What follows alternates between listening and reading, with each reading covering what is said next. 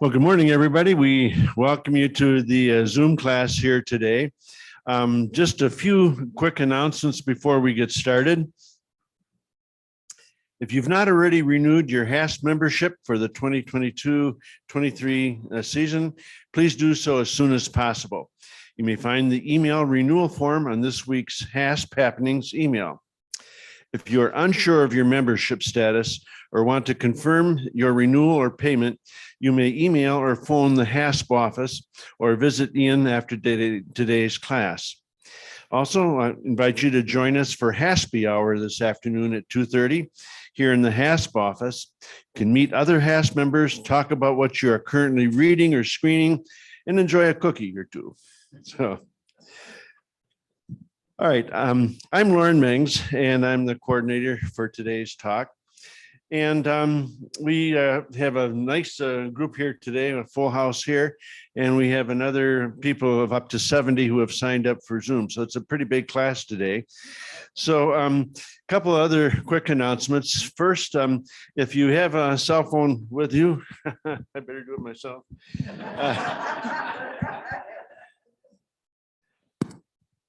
Either go to silent mode or to turn it off temporarily. There we go. And secondly, any questions that you may have about today's talk, we ask you to hold till the end, and Tom will answer these questions for you at that time. Okay, most of us are at that point of our life where we have a will or an estate plan. And when we set this up, we have designated people to serve as a durable power of attorney, as an executor and trustee. We've also been asked sometimes by our friends or relatives to serve in this role. So we're wondering, what are the duties of an executor? What are the responsibilities and obligations? There are many tasks that have to be completed to settle an estate. And there are many things that we can do right now to make this job a lot less onerous for the executor and to make the estate to settle quickly and efficiently. Our speaker today is Tom Hillegonds, a very familiar name in the area. And Tom grew up in the Grand Rapids area. He graduated from Hope with a BA in accounting, and then had a MTax, a Master's of Taxation, right, from a degree from University of Florida. And then he received his law degree from Pettit School of Law in Illinois, or Northern Ohio University. Okay. He's currently practicing law with Cunningham and Dauman here in town, and lives in the Jenison area. He has a wife, 2 daughters, and a son. And when you don't see him busy in the office or enjoying his family, once in a while you might be able to see him in a golf cart to run one of the local courses. So, and Tom, we appreciate you being with us here today. Thank you for coming to the HASP classroom. And we appreciate all the time and effort it took to get this talk ready for a presentation. And we're anxious to see what you have to say.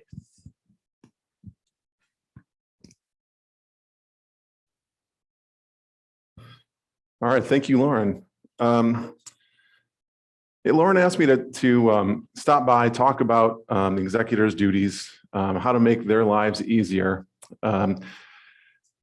And I'm not quite sure how many of you already have estate plans set up, but the talking about just what an executor might do or a trustee might do was a relatively short talk. I wanted to expand it just a little bit and to make sure that it focuses more on not only your executor, but how do we make our families' lives easier throughout the course of our lives with kind of the estate planning and incapacity planning and the process, the post-death process of transferring assets. So I'm going to focus on all those areas. I might be repeating things that some of you already know, hopefully not too much, but those are kind of the areas I'm going to talk about. So hopefully all of you will find at least some of this to be useful. So again, Tom Hillegonds, I'm an attorney at Cunningham Dolman here in Holland. Again, questions, I'm happy to answer all those. Make sure you write those down. We're just going to wait till the end. All right. So how to make your life easier for your executor and your family. As I mentioned, we're going to talk about these three areas: estate planning, capacity planning, and estate and trust administration. Two of these you can accomplish right now.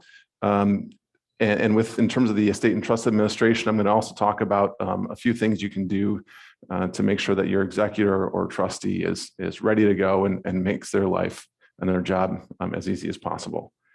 So first of all, actually, the people that are here, how many of you guys have estate plans in place already? Oh my, well, that's fantastic. Oh, good. I'm going to try to, you know what, I'll try to shorten down the talk about the estate planning process or the estate planning, maybe focus on the incapacity planning a little bit and run through some examples. I want to get the kind of the juices flowing to think through, all right, what are the things that the executor and trustee need to do? How can we prepare them? So let's run through this real quick. Just so you know, the executor is also called the personal representative. That's the technical name of it in the state of Michigan. So I'm going to refer to them as the personal representative throughout the slides and the presentation here. So don't let me confuse you. So estate planning, it's a process of planning for the future management and distribution of your assets. Now this applies both post-death and during life in the event of incapacity in one way or the other.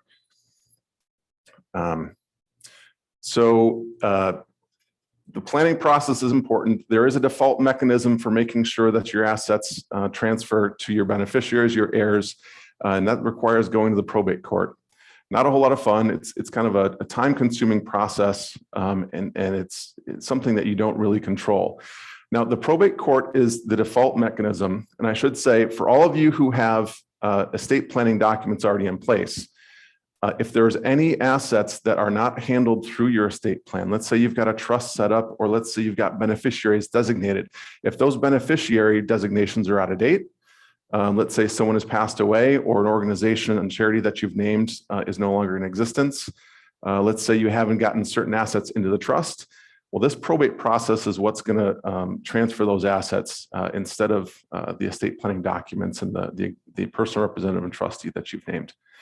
So this process is initiated by anyone who's an quote unquote interested person. Generally, this is heirs. Sometimes this is also creditors. If you owe a creditor a sum of money, they can initiate this process and have the assets transferred to them in satisfaction of the debts. But generally, what you do is you file a petition. It's just a document that to the probate court that says, all right, so-and-so died. They've got these assets out here, and we need to transfer them, and I need your permission to do so.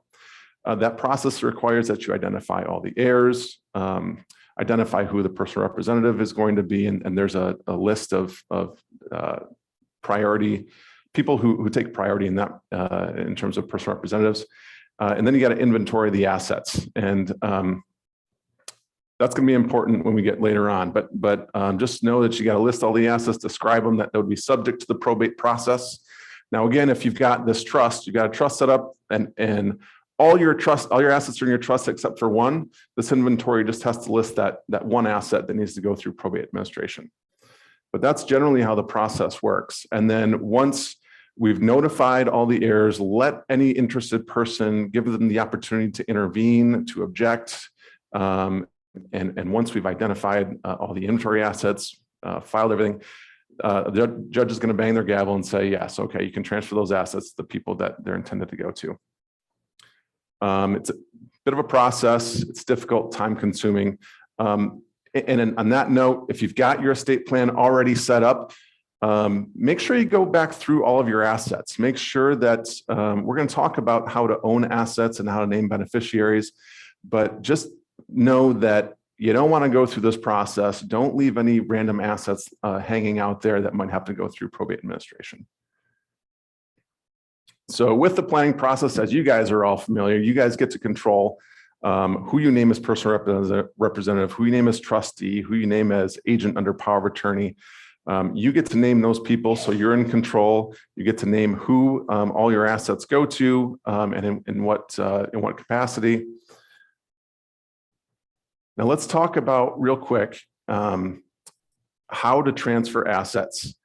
And as we're going through this, think about what kind of assets that you guys might own. Think about how they're owned currently, whether or not there's some sort of beneficiary or automatic mechanism for transferring those assets at your death. So real estate, first of all, if you want to, one way of transferring that automatically at the death of one person would be to own that property jointly with another. Most often that's a spouse, but sometimes that's also a child or grandchild, someone you want to pass that particular piece of real estate on to. Another way of going about that is signing what we call commonly a ladybird deed. And what that does is it keeps the ownership of the real estate in your name for your entire life. You can do whatever you want with it. You can sell it, you can improve it, you can take out a home equity loan against it. For all intents and purposes, for your entire life, you own the real estate, but it names a remainder person that automatically receives that real estate upon your death. Titled vehicles, things like boats, trailers, cars, trucks, those are going to be in your individual name, and the state of Michigan actually allows you to sign just a one-page document. It's called a transfer on death designation. And you can just bring that, your personal representative can bring that down to the Secretary of State's office, and that can get transferred automatically that way without going through the probate court. Financial accounts, checking accounts, savings account, investment accounts, any sort of financial accounts, you can own those jointly as well, just like real estate. You can name a beneficiary on those, just like with that ladybird deed. At your death or at the death of both the joint owners, the account automatically transfers to whoever's named as beneficiary. Please note, you can also name contingent beneficiaries. So if your primary beneficiary were to pass away, you've always got the contingent. Retirement accounts and life insurance, those are generally owned by individuals. So joint ownership usually isn't an option, but still same process. You're going to name some beneficiaries. Business interests, what I would recommend is whoever is running and owning business be the individual owner. And then we can also sign one of those one-page transfer and death designation documents as well. Personal property and other non-title assets generally are passed through a will or a trust. And then lastly, a revocable trust or a living trust is what most of you probably have. This is incredibly useful for transferring all assets, but you got to make sure that the assets get into the trust. So all this stuff about making sure that you're transferring your assets at your death is still incredibly important if you have a trust. You want to make sure that the beneficiary, for example, on the life insurance policy, maybe that needs to be the trust, or on the financial accounts, name your trust as the beneficiary on those.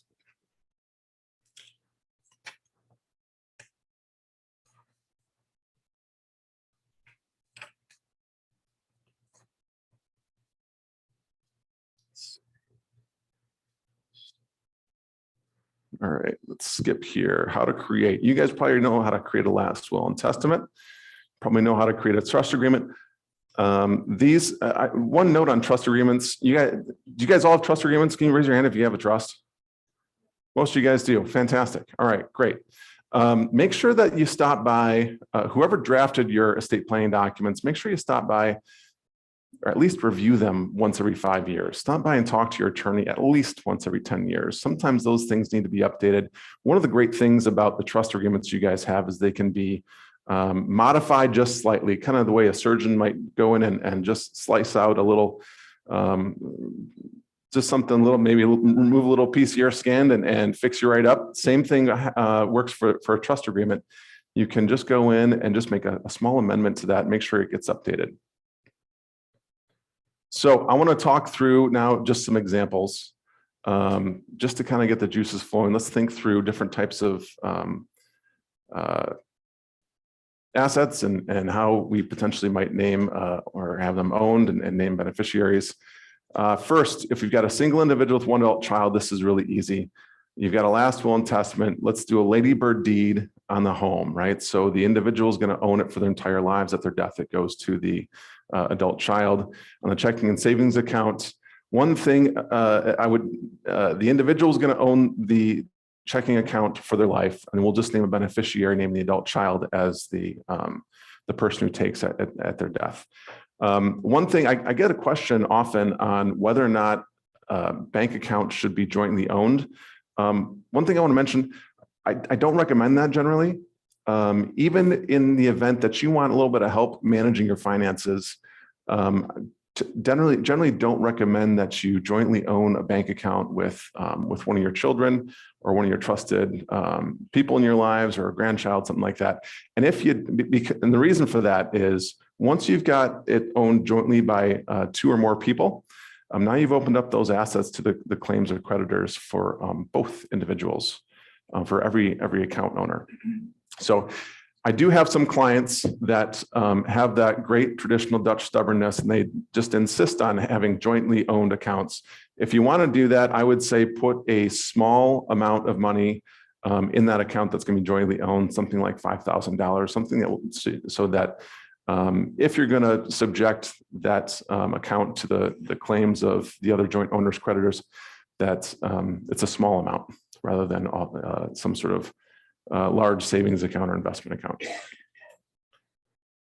Okay, so let's get a little more complicated. A single individual in her 70s, 3 adult children, one of whom predeceased, leaving minor children of their own. Only one child lives nearby. So we've got a home, checking and savings account, a retirement account. The home, we're going to do the Ladybird deed still, except this time, the Ladybird deed should name the individual's trust as a beneficiary. So at that person's death, the real estate automatically transfers over to the trust. Trustee then can take over management of the home, can secure it, can get it ready for sale, or otherwise transfer ownership of it. Checking and savings accounts, and again, we're going to name a beneficiary, but the trust is going to be the beneficiary, so that we're going to allow the trustee to take over immediately. Same goes for the retirement account.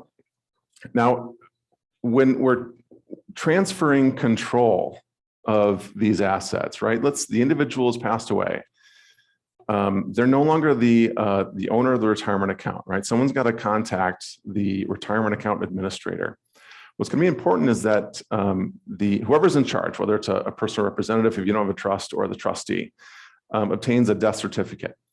And the death certificate is going to be a certified death certificate. Is going to be integral to showing the IRA or the 401k administrator that indeed the owner or the named beneficiary has passed away, and that we need to do something to either transfer ownership or start paying the retirement account out to another beneficiary. Same goes for the checking and savings account. Now, when your trustee is going to take over management of assets, they're going to have to open up a bank account. One of the first things they're going to do is go to the bank, bring a death certificate, and say, look, this person has passed away. Let's look at who the beneficiary is named. And if ideally it's the trust, if the account's not already in the trust.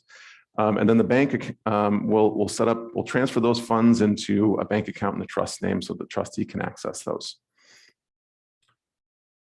So let's get a little more complicated yet. Married individual in their 90s.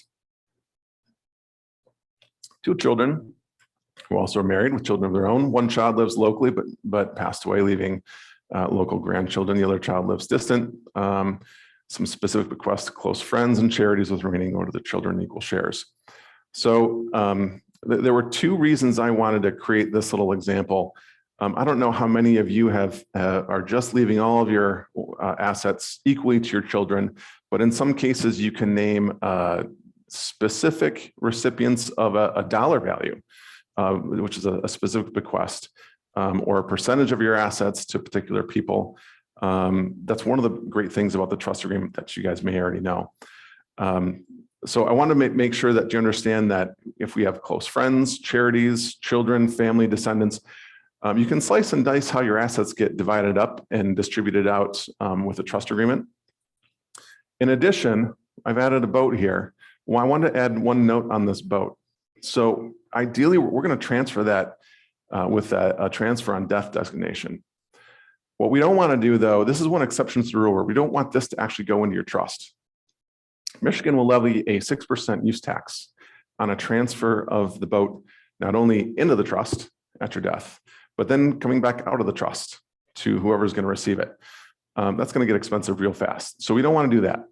Ideally, if you've got any sort of vehicles that you don't want to have just sold, then I would suggest that you sign a transfer and death designation, figure out who wants the boat, or the 65 Corvette, whatever the classic car that you've got. Figure out who wants it and name a transfer and death beneficiary directly. And if you talk to your attorney, one of the other things that they'll also think about is, all right, well, is that going to count against that share of that person's share of the trust assets? Possibly. If it's a boat that's not really worth much, and it's a rowboat that you and son have always gone fishing in, and they just want to be able to pass on the memories to their children and row in the same boat, probably not a big deal because it's not worth much. But if you've got a really nice speedboat or something of significant value, something to think about whether or not the transfer of that boat outside of the trust would count against their share of trust assets. Example 4, getting even more complicated. Married individuals, second marriage for both, each have 2 children from a prior marriage. We still have a home owned by only one of the spouses, checkings and savings accounts, and life insurance. So what I wanted to show here was with the additional flexibility of a trust agreement. I'm not sure if this is not something that most people really think about, but at the death of one spouse, you can have the trust continue on for a period of time. And in this case, if the spouse that owns the home passes away first, they're going to want to provide a place for their surviving spouse to live. So what I would recommend is we still do this ladybird deed.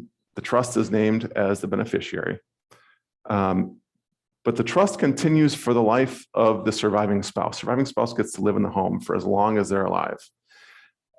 They pay things like repairs and maintenance, real estate taxes, things like that, those kind of ongoing expenses to live there. But otherwise, the house is made available to them. And then you can get creative with how the checking and savings account of the deceased spouse are distributed. Maybe that goes to the children of the deceased spouse. Maybe the life insurance goes to the surviving spouse.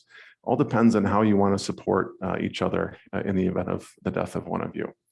But that's one option where you can have a continuing trust. And just be aware too, that doesn't apply just to homes or just to able-bodied surviving spouses. If you've got a spouse or a trust beneficiary that you want to have benefit, but they've got some sort of special needs, or maybe they're incapacitated, or they're not really able to manage their own affairs, the trustee does not have to be the surviving spouse. It could be someone else that you trust. And that trust can continue on for that surviving spouse's lifetime, or maybe it's a grandchild who has some sort of special needs. You can put some money in that trust and name someone to manage and watch over that money and distribute it out for various purposes to make sure to maintain their health or make sure they've got a roof over their head, clothes in their body, and food on their plate. So there's a lot of flexibility there, just something to think about. Okay, so ran through estate planning, incapacity planning. Do you guys all have powers of attorney? Yes. Okay, awesome. That's standard when you go through the estate planning process. Want to talk about it, incapacity planning too, because this can make life difficult as well. And this happens. This isn't just dementia and Alzheimer's that we're talking about here. Recently, I've dealt with a lot of different clients who suddenly their parent is on a COVID respirator. And a week ago, they were doing just fine, paying their bills, living at home. Now they're completely unconscious. And there's no way to access a checking account. There's no way to pay utilities, no way to pay the mortgage, things like that. So in addition, I've dealt with clients too that were in had a traumatic brain injury as a result of a car accident. They've got a disability for their entire lives now, but that can happen at any time. Hopefully it happens very seldom and not at all, but we kind of plan for the worst case scenario in these situations. So again, probate court provides the default rules for how this process works.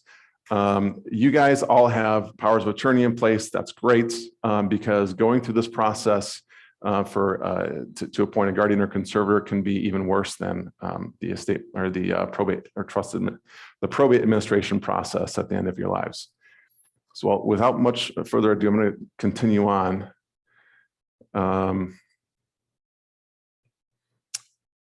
Okay.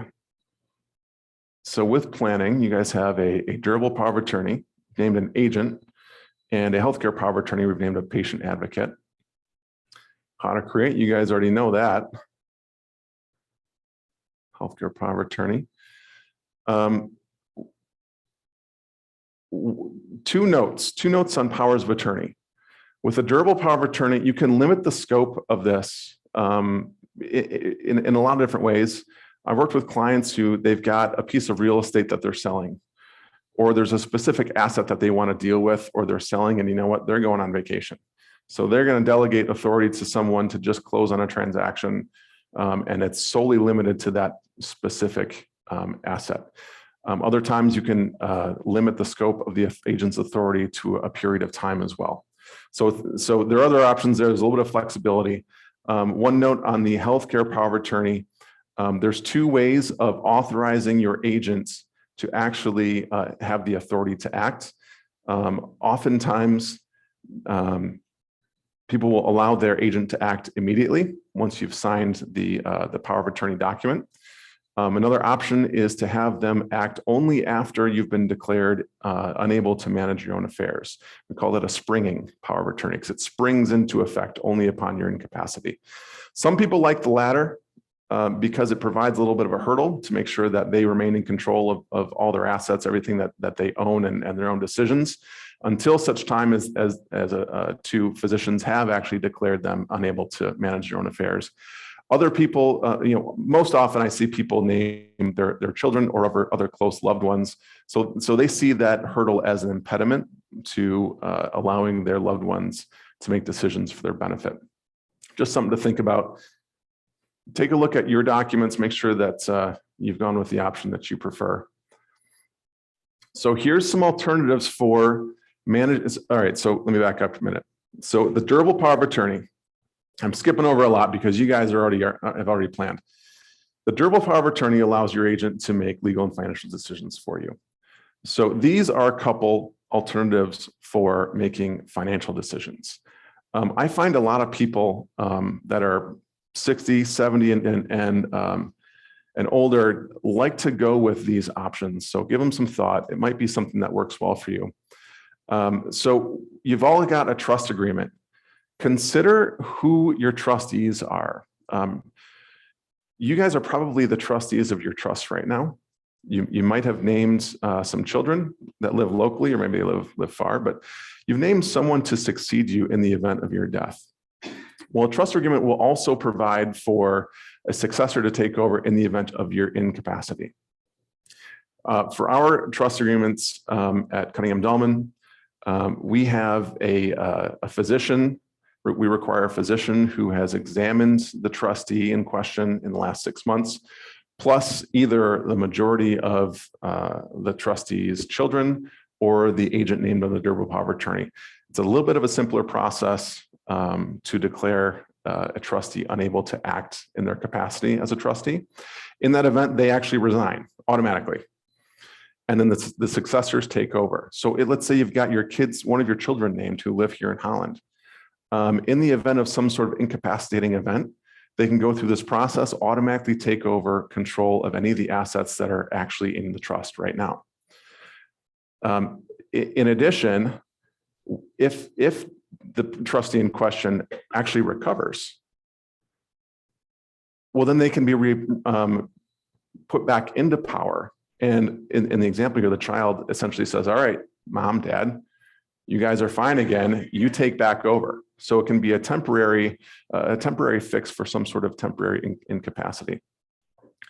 But just provides a lot of flexibility for managing your financial affairs. Actually, I'll give you another example. I've got a client who I think he's in his 90s. He's a surviving spouse. Son lives locally and he's co-trustee. And actually what we've done is dad is actually resigning as trustee because son has been managing his affairs for 5-7 years already. And it just, there's some other extenuating circumstances, but it just makes sense to kind of pass the baton, allow son to take over management of the financial affairs. So we've allowed dad to just resign as trustee.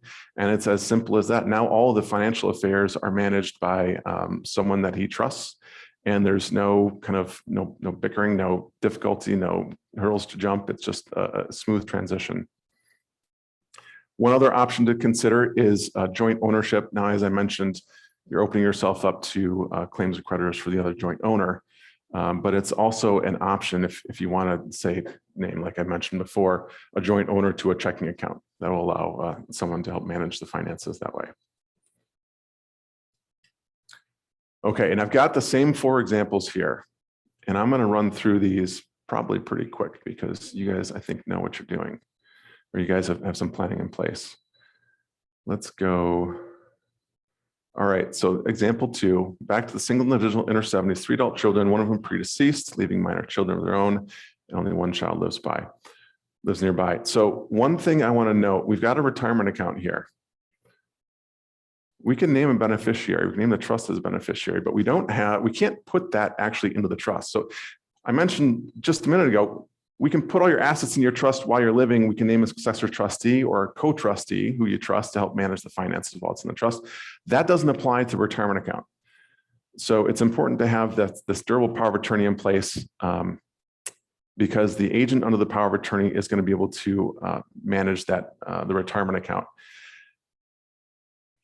Something else to consider. I don't know who you guys have named. Sometimes my clients like to name all of their children to different roles within their estate plan, but give this some thought. The trustee of your trust and the personal representative, they perform similar duties in terms of post-death. And we'll get to those in a minute, but just know that they perform similar duties. During your life, the trustee potentially who might manage financial affairs is going to perform a similar role as the agent named under the durable power of attorney. So all 3 of those roles, you might want to consider naming all those people consistently, I guess, to have one person to be able to manage those things during life and through that transition and after death.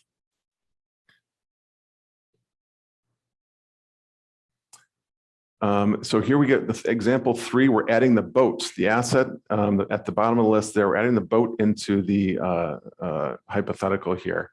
So same thing applies. We don't want to transfer that into the trust, so we're gonna have to rely on the agent under the power of attorney to manage that one.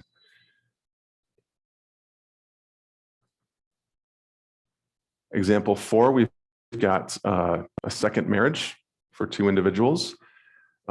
Just consider this. Sometimes, so under the durable power of attorney, the recommendations to the right, I'm recommending we name the child as the agent on the durable power of attorney. That might be a good idea for the trustee and the personal representative as well. But the healthcare power of attorney, now the spouse might be a better person to name as agent under the healthcare power of attorney. So that, just know that healthcare power of attorney, that's kind of a floating free agent there. You can name whoever you want, whoever's going to be closest, whoever's going to make the best decision. I've got a sister who's an attorney and she's got a great legal mind. And I've got a sister who's a neonatal nurse at Helen Ross Children's Hospital. I can tell you which one I'm going to name as trustee and which one I'm going to name as my healthcare agent. They're going to play different roles. They have different gifts. So just consider that. All right, so I have kind of zoomed through, no pun intended, most of my presentation because you guys seem to have your ducks in a row already. So now we're getting to the trust and estate administration. This is, we've all passed away. One of those 2 certainties between death and taxes has occurred. So what is the trustee? What's the executor? What is the personal representative? What do they have to do? Now, as I mentioned before, the personal representative and the trustee, they're going to serve very similar roles. Ideally, you name the same person so that you don't have people kind of duplicating steps here and you just have one individual who's going to go through this process. Maybe you've got 2 people or 3 people. Maybe you got 3 kids and you decided to name all 3 of them and they make decisions really well. So that's fine. And they can coordinate amongst themselves. But Generally, this is the categories of the things that they're going to have to do. So we've got a funeral or a celebration of life. Maybe there's going to be a burial, maybe there's a cremation, but we're probably going to have some sort of service. That person's going to have to organize that, probably going to be at a funeral home. A funeral home is probably going to be involved. You're going to get a death certificate.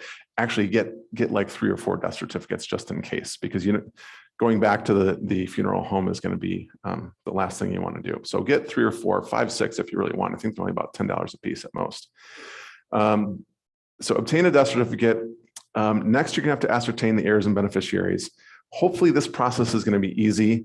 Your estate planning documents should name who your children are and further, maybe even further descendants, but your last will and testament will name that, and the trust agreement will probably name that as well.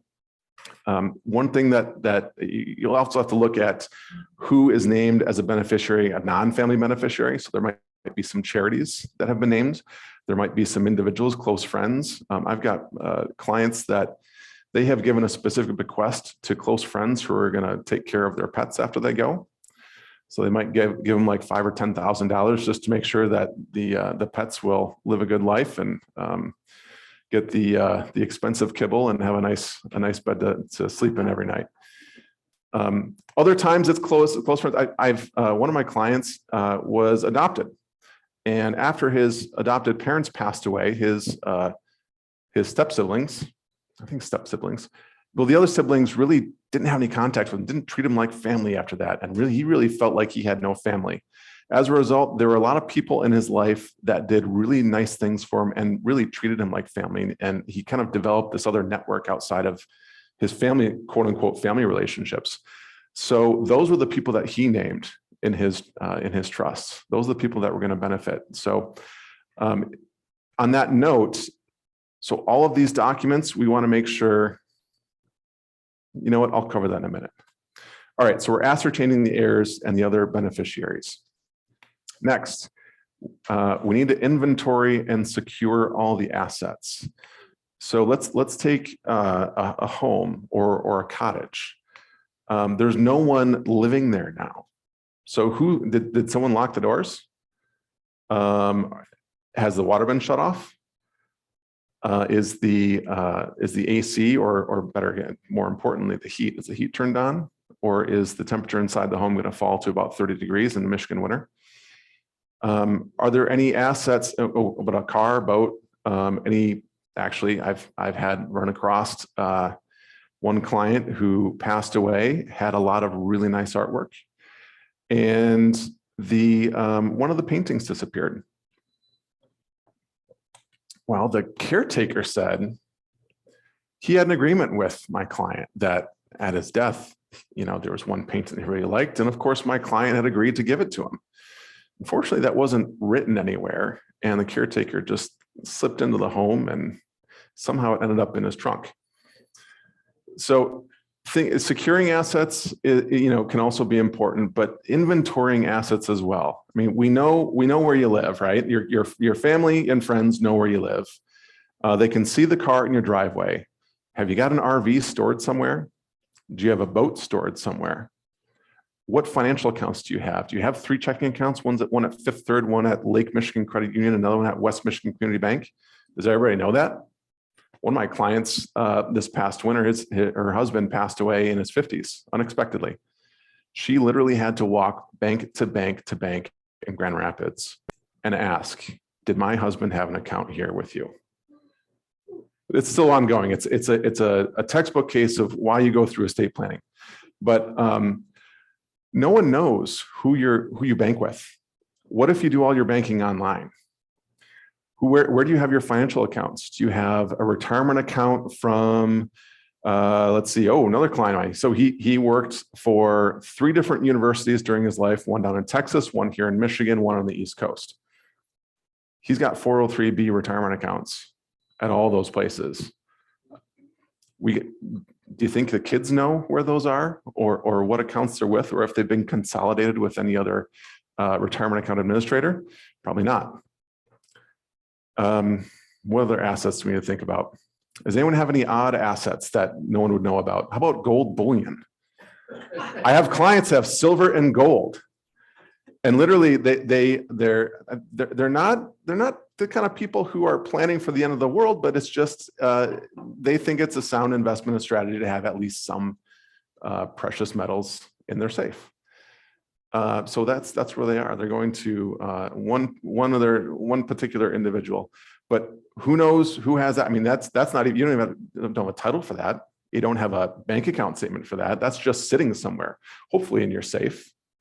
Which brings me to another, well, a safe. So are you gonna, who has the account, or not the account, the combination, thank you. Who has the combination for that? Who knows where it is? My parents have one. I don't know if I should tell you where it is, but it's not like in the closet. It's somewhere hidden so that, if someone breaks in, they don't know where to look for it. I mean, it's not exactly behind a painting inside the wall, but still. Who knows where your safe is? Does someone know where your safe deposit box is? Do they have one? Where's the key secured for that? These are all things. I mean, right now, one of the things that you should be doing is thinking about what assets have I got and what evidence do I have that I own those things, and who's going to know where those things are located. Let's see, next, as I mentioned before, so your trustee, probably trustee, maybe personal representative, is going to open up a checking account. One of the things they're going to do is let's say the home, right? You're living in a home, actually a condo. I'll use that for an example. I used to live in a condo and it was great. But at my death, no one's going to want to live in my condo. So it would be sold. So the personal representative or trustee, they're going to have to, first of all, get authority to manage the house and sell it and engage a real estate agent. That's why that ladybird deed is so important. Make sure it gets into your trust so your trustee automatically can take over. But they're going to start, inventorying, but also then selling assets. Maybe they have an estate sale for all the items in the home, the heirloom items that nobody actually wants. You wouldn't believe the amount of antique furniture that nobody wants anymore, and that just have to be sold in an estate sale for pennies on the dollar. So they're going to figure out what assets you've got, secure them, sell them. The proceeds are going to go into this checking account. Part of also what they're going to do next is they're going to try to figure out what debts you owe. It's pretty easy to figure out if there's a mortgage on your house. That's publicly recorded. But what credit cards do you have? Is there any other outstanding debts? What gets auto paid? Maybe you've got a cable bill, Comcast or Spectrum, whoever your provider is, or maybe an internet bill or a cell phone provider. Are those automatically paid online through a credit card account? And who knows about those? Did you loan your grandson a little bit of money to start up a business or to buy a car? Is that written down somewhere? Are there any third parties that you owe money to? That's another, include that in the inventory of debts. But then the trustee or personal representative, they're going to start paying expenses, funeral expenses, anything required. Let's say there's a car in the backyard that you got to get rid of. Well, you got to hire a tow truck or some sort of wrecker to come out and pick that up and take that away. Next, we're going to prepare an accounting. So this person, the trustee, the personal representative, they're in a fiduciary position. They got to collect all these assets. They're doing this all for the benefit of somebody else. They're not doing it for themselves. So they got to be an open book. At the moment of your death, they've got to create this inventory and say, all right, well, we own a home. Let's get it valued. Got the checking account. All right, well, we got to get a statement showing the value at the date of death. Retirement account, all these assets, you got to get date of death values.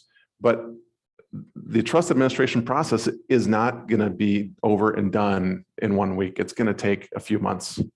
And over that period of time, some of those assets are going to be spent for things like expenses, funeral expenses being the most obvious one. But let's say you've got a home, right? And it's worth, let's say, $300,000 and you sell it. Well, you're not going to get $300,000 cash. You're going to have to pay some real estate taxes. You're going to have to pay some transfer taxes. You're going to have to pay a real estate agent. So at the moment of death, it's worth $300,000, but a few months later, you're going to have maybe like 250. And what you have to do is provide a roadmap. That's what the accounting is. It's basically a roadmap of how did we get from the date of death assets to the date of distribution assets? What expenses were paid? How do, maybe things increased in value, but likely it decreased in value. And we're going to be an open book for all the trust beneficiaries and say, look, this is what we started with. This is where we ended up with. And then everyone can take a look at the trust agreement and say, all right, well, I'm entitled to 1/3 of the trust. Well, there's $300,000 of assets left in the trust as of this point. So I know that I'm entitled to a check for $100,000. So thinking about distributions, yes, your trustee is going to distribute out money, but you're going to have some tax returns and some other trailing expenses, maybe some legal fees as well. So you're going to distribute, you're probably going to distribute maybe like 80% of the assets is what your trustee is going to do. And then there's going to be a holdback amount to pay for those remaining expenses. The income tax returns, there's going to be there's potentially a couple different income tax returns to be prepared. First of all, you've got a tax year beginning January 1st of the year of death and ending on the date of death. So let's say that you pass away at June 30. Well, you've got a 6-month tax year, and the income that you've earned for those 6 months are reported on your 1040. But from July 1st through the end of the year, or whenever the trust or the estate is closed and distributed, you've got either an estate tax return or a trust tax return, and that's a different form. So you got to think about those two things, and thinking more too about if you've got an ongoing trust, you might have a trust tax return that goes, year after year after year after year until the trust actually terminates. So there's tax returns to think about and consider. So let's talk about now in order to accomplish these things, what information do we gather to make sure that our personal representative and trustees' lives are much easier? And I've already mentioned, you want evidence of the ownership of assets, creditors, things like that. But let's talk about where you put this stuff, because there's this tension between making sure it's accessible versus making sure that it's secure, because you don't want all this stuff just lying around. So if you put it on the coffee table, someone's definitely going to find it, and there's no doubt. However, if it's maybe in a safe deposit box that nobody knows about, or that safe that's hidden behind the painting in the wall, yeah, it's definitely much more secure, but you're not sure if anyone's going to actually find it. So make sure all this stuff needs to be centrally located in a secure place. So secure place, but one that works, that provides some sort of access. So in our practice, whenever we draft estate planning documents, we provide our clients with a nice big binder of the documents. Probably, I'm getting some head nods. You guys probably all have one of those. You're probably going to have a copy of your original documents, maybe a paper copy that you can mail out to people. We also provide an electronic copy on a flash drive in PDF format. So one of the things that I suggest to my clients is if your kids are old enough, or even if they're not, sometimes it's difficult to have this conversation with the people you've named as fiduciaries. You just kind of thrust it on them, say, look, this is what I've done. I'm not going to wait till Christmas until we're having Christmas dinner to tell you about this, or 5 years from now when you think you're ready, you're comfortable. Tell them about your estate planning documents, where they are, where all of these records are. And one of the things, the easiest ways to do that is to get all that stuff on that flash drive or in an electronic format and just email it out. Email it out to your kids, email it out to whoever you've named as a fiduciary. Maybe you don't need to email everything, but email enough. Maybe you email the last will and testament, the trust agreement, maybe just the estate planning documents, and you leave a note in the email that says, you know what, there is a safe. Here's where it's located. Here's the combination. If something were to happen, You've got the documents you need. And then there's always a key, at the neighbor's house. You can always get in the house, get into the safe, and get everything else you need. So there's no kind of perfect answer for where you keep all these records, but maintaining them electronically, in my mind, makes it a whole lot easier. Let's see, maintain lists, assets, debt, creditors. Oh, online accounts, usernames and passwords. This is another one that's really difficult. So on my phone, I actually have an app where I have all of my usernames and passwords for all the accounts that I've got online. So all I need to do is remember one master password, then everything's on my phone. Doesn't really work all that well. I guess my wife knows my phone password, so she can get on there, but not everybody else does. On the other hand, so that's secure. Again, this tension between secure and available. That's a really secure location for all that stuff, but not all that available. On the other hand, my mom, who I don't recommend you do this, but it works. She has a list of all of her usernames, passwords, all her accounts printed out on a piece of paper that she keeps with her laptop. Great for accessibility. Me and my sisters, we've seen it. We know where it is. We know where to find it. It's always going to be available. There's no password that we need to enter in to get access to that. On the other hand, if the laptop is ever taken, there go all the usernames and passwords too for all the financial accounts. So it's difficult to try to find that balance. Maybe you can consider having that sheet of paper and keeping that in your safe deposit box, and maybe just having a few of the key usernames and passwords someplace else. Maybe maintain them electronically, maybe both, actually. Maybe you keep them in an email for yourself. So you just have to remember your email address and password there. But your kids and your other fiduciaries can get access to the safe deposit box, where there's another list of all those items. But definitely maintain those. A lot of people are banking just online. So oftentimes you don't even get a statement delivered to your home that people are going to find. It's all online electronic documents. So make sure that someone could get access to your email account to get to those and the online financial accounts. Lastly, maintain the contact information for your attorney. I'm sure your attorney's name and contact information is with your estate planning documents. We like to do that really well to make sure our clients call us or their loved ones call us in the event of a death or disability. CPA as well. You got to file some tax returns. The easiest way to get those tax returns filed is to use the CPA that you've been using for the last 20 years. They already know you as a client. They already have all your financial information. The executor and trustee can just allow that CPA to kind of run with it and prepare another year's tax returns. Your financial advisor, your life insurance agent as well. IRA administrator, retirement account administrator, that would be another good one. But ideally, you've got statements from all of these financial accounts that have the name and a phone number or even an email address for a person that your executor, personal representative, trustee can contact in the event they need to.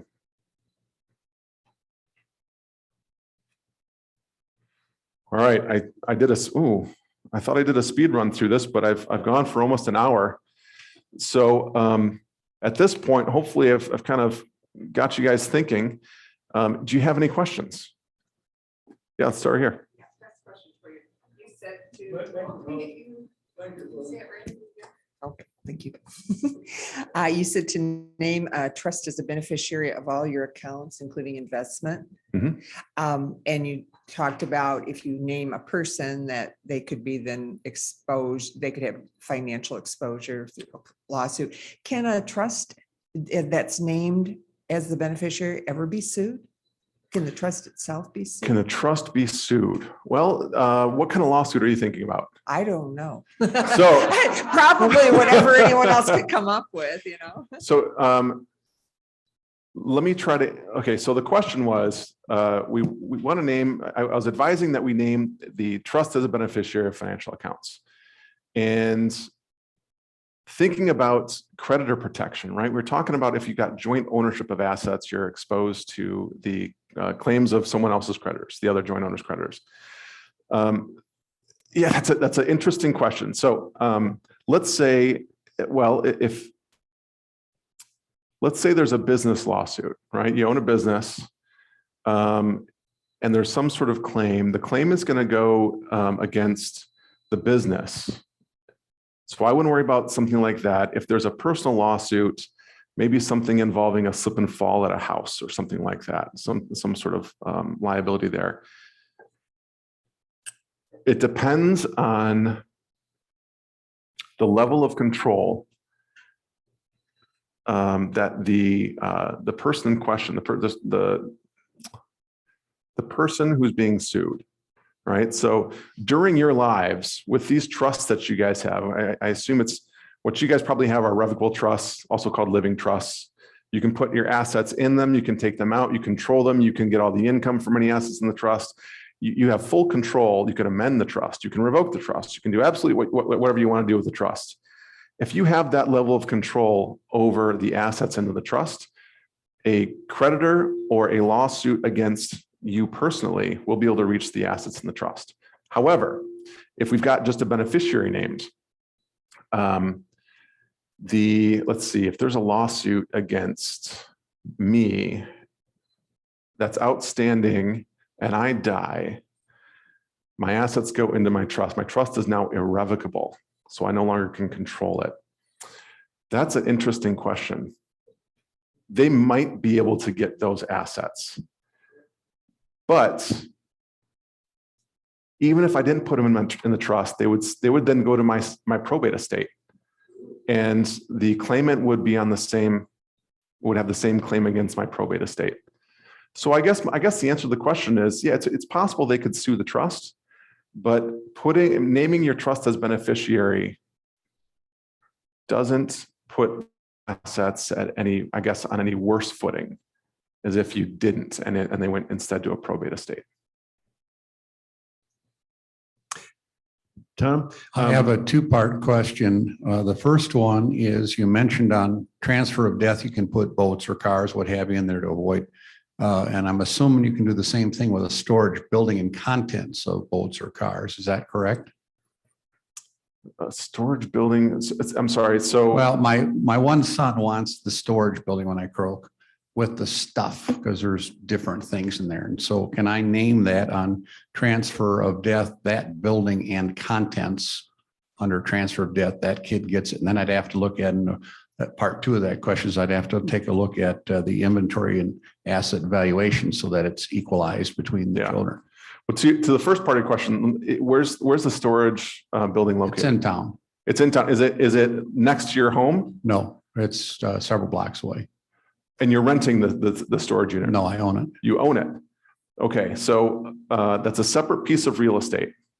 You own it. I would say you got a couple options. We can record a ladybird deed. All right, let's assume that you own it yourself with no other joint owners. Let's do it. We can do a ladybird deed and name your son as the remainder person, so that at your death he receives that real estate. And in that case, I would let's see here. They would get, well, we probably ought to, the question in my mind is, all right, will they get the real estate? Do they get all the contents on the real estate? Probably not.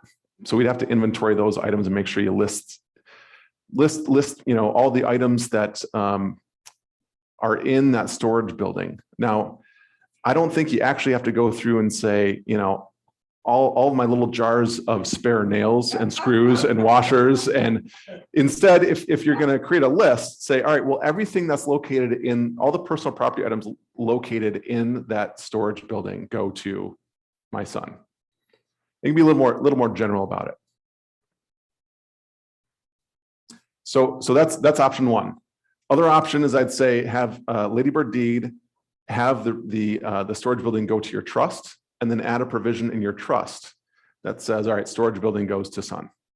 Then that's tax in, tax out, like you mentioned, into trust, out of trust. So we're only for vehicles. For the real estate, we don't need to worry about that. So you've got, right? So we're talking about an actual storage, like a building, right? And do you have a boat in? Okay, so the boat we're gonna have to transfer separate from the storage building. So everything I just mentioned applies just to the storage building itself. With respect to the boat, we would do a transfer on death designation naming your son. Got it. And then part two probably applies to everybody in the room. I don't have a clue who you go to inventory and appraise stuff. I don't know how you do that. Who are the humans or companies that do that kind of thing? It's going to depend on the type of asset involved. Oftentimes, I mean, if you've got real estate, that one's easy. You're going to find either a real estate agent to give you kind of a general idea. Now, if everybody's, let's say all the trust beneficiaries are your 3 kids, everyone gets along, you know, there's no animosity. They can probably go to a real estate agent and say, all right, what do you think this is worth? Just do a, comparables approach, right? Where you just say, all right, what did the other houses around here sell for? And you can get a pretty good value there. If it's a little more contested, you know, maybe you hire an actual real estate appraiser and you pay them a fee. Other than real estate, how about painting tools or stuff like that? So the follow-up question is, what about paintings, tools, other things like that? Let me talk real quick about vehicles. Vehicles, if you go, I would go Kelley Blue Book online. That's an easy way to go. Boats, it gets a little more difficult. I mean, you can, there are online websites where boats are listed for sale, or RVs, same thing. You can kind of get a pretty good feel for that. When it comes to tools, well, let's see here.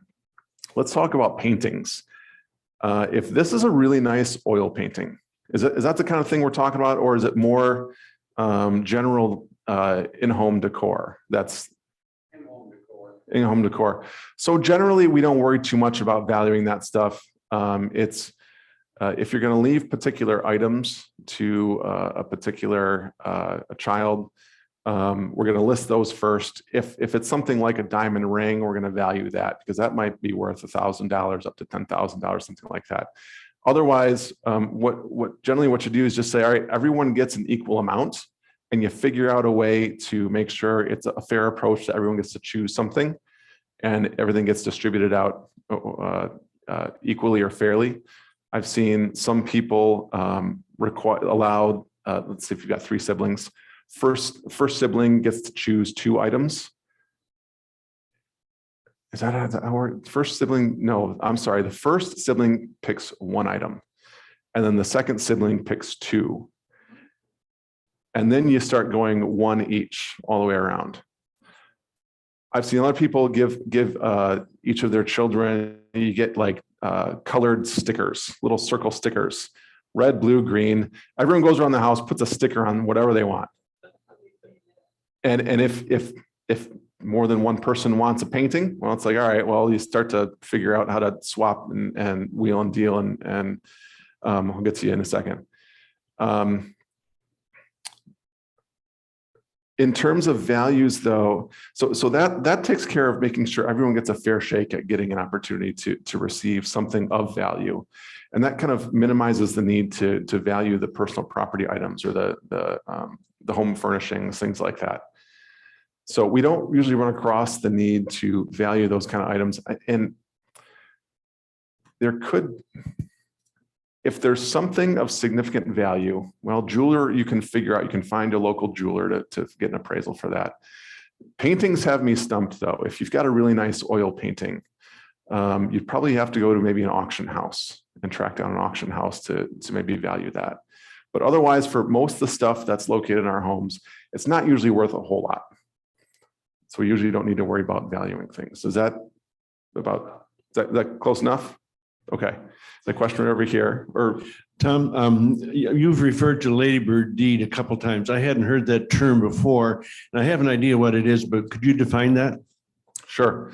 So a ladybird deed, it's technically called an enhanced life estate deed, but commonly known as a ladybird deed. It's a special type of deed that simply essentially gives you all right, let me go back to the technical name, enhanced life estate deed. The life estate refers to the fact that whoever is the owner has an ownership interest in the property during their life, for their entire life. And only at the moment of death does the enhanced part of that deed come into play. The enhanced part is it creates an automatic transfer to the person named as the remainder. Lauren, does that answer the question? Okay. All right, Tom, we have a couple questions online and we can go back and forth between the room and online. The first was both a comment and a question. The comment said Nolo offers a book called Get It Together that guides through the organization or organizing of all this information. He said the library has it and it's inexpensive. His question was, on Sundays in the GR Press, a full-page Michigan Elder Law Reporter ad runs. He claims mainstream trusts are of little use or benefit. Are you familiar with these ads? And if so, can you give your opinion of them? I have never seen one of those ads. I would find it hard to believe that most trusts are not of any value. Actually, I think they're incredibly valuable and helpful, not only in the estate planning process, but also in capacity planning. So I'd be curious to know who's sponsoring those ads and what they're trying to sell you. You mentioned utilizing for more valuable paintings an auction house. Is there an auction house in the area that you guys work with? No, actually, not that I know of. Not that I know. I'd have to do a little bit of research to try to find a good auction house to use for that purpose. I haven't run across the need to value any paintings lately. All right. And Mary asked, how much does an executor get paid? Oh, good question. So executor or personal representative and the trustee, they are entitled to compensation. So, and all these comments refer to an individual name. So some sort of family member or trusted friend who's going to serve in these roles. In West Michigan, the going rate is somewhere between $25 an hour to $35 an hour. I think $25 an hour is a little bit too little. I think 30 to 35 might be more appropriate. But that's what, so there, every now and then, you've got a couple beneficiaries that don't really get along. And one sibling is named as a personal representative and the other one just cannot stand him or her. And one of them says, well, I spent, 10,000 hours doing this and I'm going to pay myself $150 an hour. And obviously that's going to invite some objection. In other cases, there have actually been some attorneys who have served in these roles and said, well, my billing rate isn't $35 an hour. I should get paid much more than that. Well, there's been different cases in Michigan, and basically it's been settled that the $25 to $35 range is appropriate. Now, that's a per hour rate. So if this person wants to be compensated, they've got to record their hours. They've got to substantiate what they were doing and how long it took. It's always a question in my profession, what increments of time should we use to track our time? Personally, I use every 6 minutes. It's 0.1 of an hour. I don't know that people are going to want to do that. Just kind of laypersons who are serving as personal representatives and trustees, they might use a quarter hour, but whatever is reasonable, but they've got to track that. And for that reason, I actually have clients who tell me they don't want, and also some people don't feel comfortable doing that. Taking on the role of personal representative and trustee, it can be a pretty big burden and it can be a lot of work. Yet, if it's a family member, they don't often feel comfortable actually asking for that compensation, recording their fees, or at the beginning, they're like, no, I don't get paid for this. I'm doing this. This was my dad, or this was my aunt or uncle. And then, 9 months later, and all the hours they put into it, they're like, yeah, I really need to get paid, but it's too late because they weren't recording their hours. They weren't substantiating the work that they put into it to get their fee. So as a result, some of our clients just say, like, all right, we're just going to put a flat fee in. If so-and-so is going to act as trustee, we're just going to pay him $5,000, or we're just going to pay him $10,000. Just find a number that you think is going to make it worth their time, and just add it to your trust agreement as a specific bequest. Now, when we're talking about professional trustees, I don't know if anyone has a professional trustee here, but someone like a bank, Macatawa Bank, West Michigan Credit, West Michigan Community Bank, they both have trust departments. Their fees are going to be on a sliding scale, but generally it's going to be about 1% of the trust assets involved.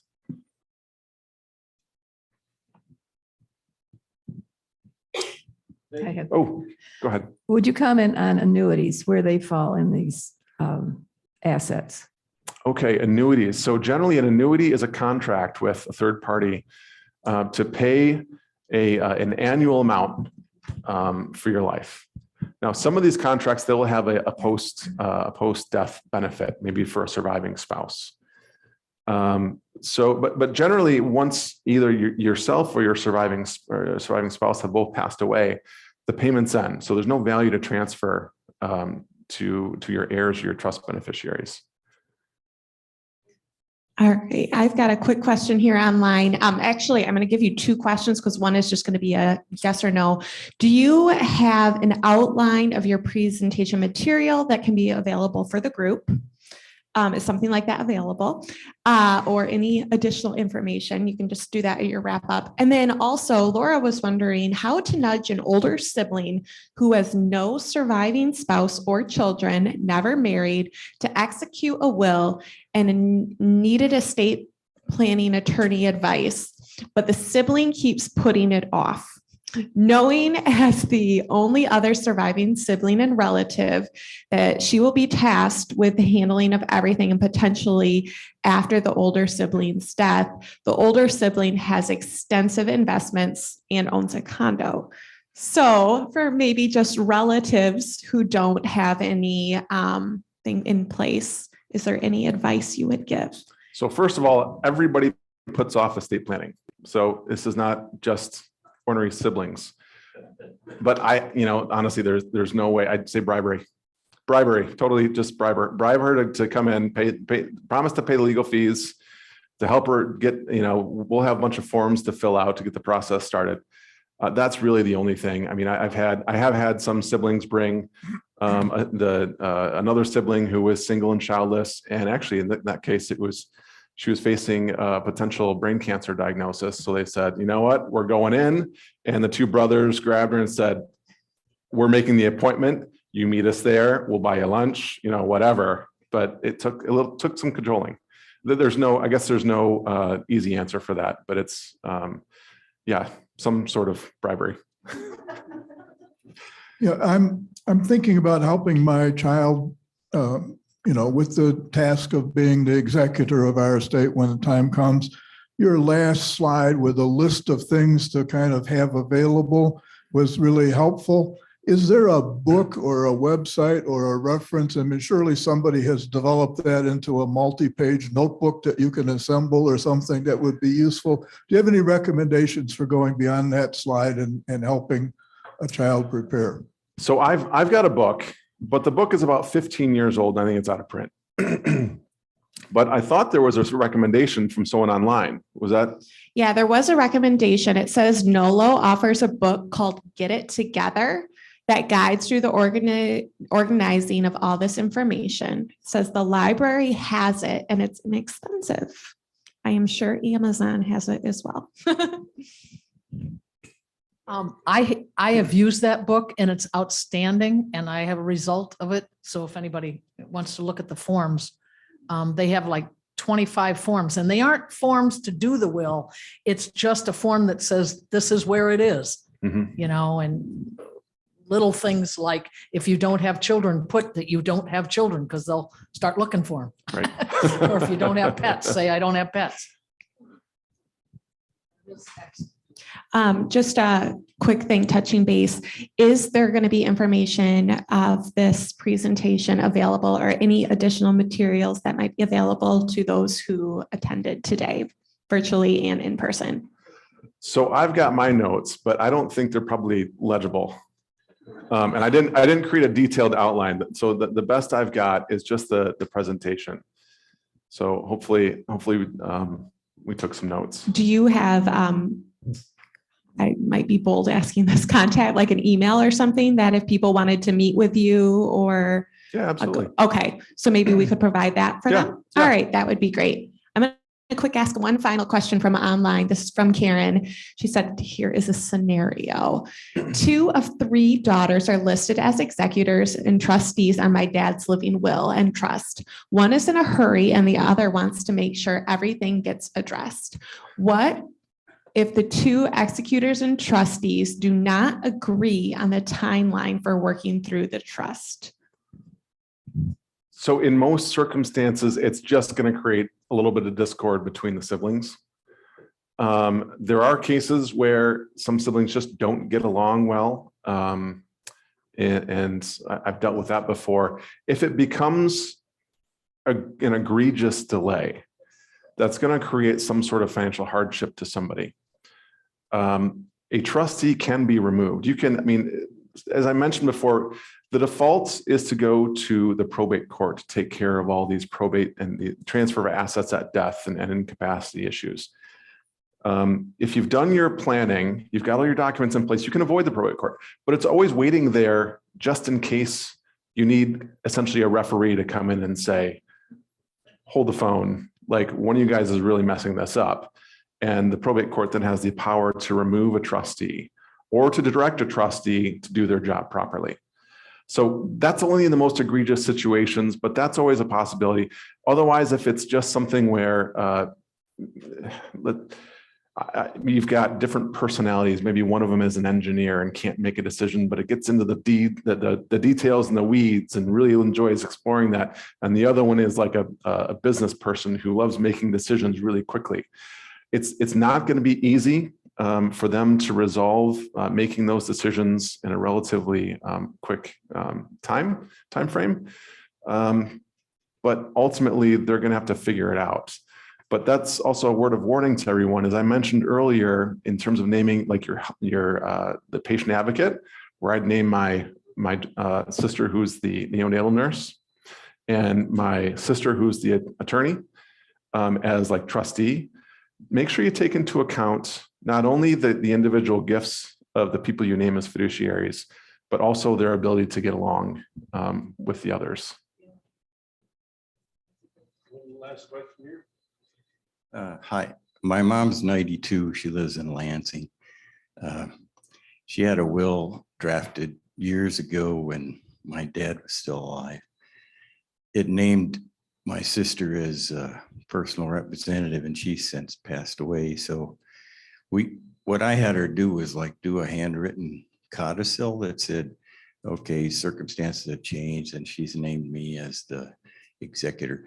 Do those handwritten will documents, are those adequate, or do I have to get a lawyer to do something? Those are adequate. Just make sure, you got to make sure your mom has written it in her own hand and signed and dated it. Okay. That should be adequate though. Okay. The other thing is I know I'm going to need a lawyer to help me through this a little bit. Do I need somebody in Ingham County where she lives, or can No. I hire a Holland attorney to help? You can hire an attorney anywhere, any Michigan attorney will be able to handle that. Okay. Okay, great. And by the way, Maybe you. not to plug our own firm, but in the event that you have to deal with this probate and trust administration stuff, hire an attorney. I mean, our firm has some paralegals that do a whole lot of the legwork. It is the best money that you will ever spend, because you don't want to hassle around with trying to figure out how to file for an employer ID number for your trust, or file it, contact someone about filing a tax return, or doing any of the other miscellaneous tasks that you not only never have dealt with before in your life, but never will again. We do this stuff on a regular basis. We know what we're doing.